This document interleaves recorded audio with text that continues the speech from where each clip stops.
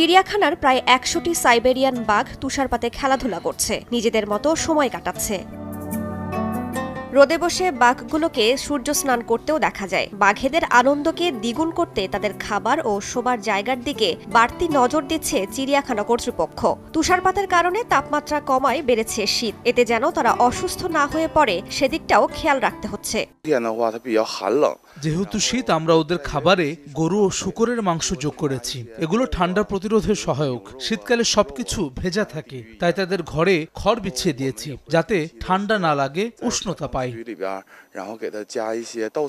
Liaoning প্রদেশের এই পার্কটি সাইবেরিয়ান বাঘেদের জন্য সবচেয়ে বড় প্রজনন ও কৃত্রিম প্রজননের ঘাঁটি হিসেবে পরিচিত।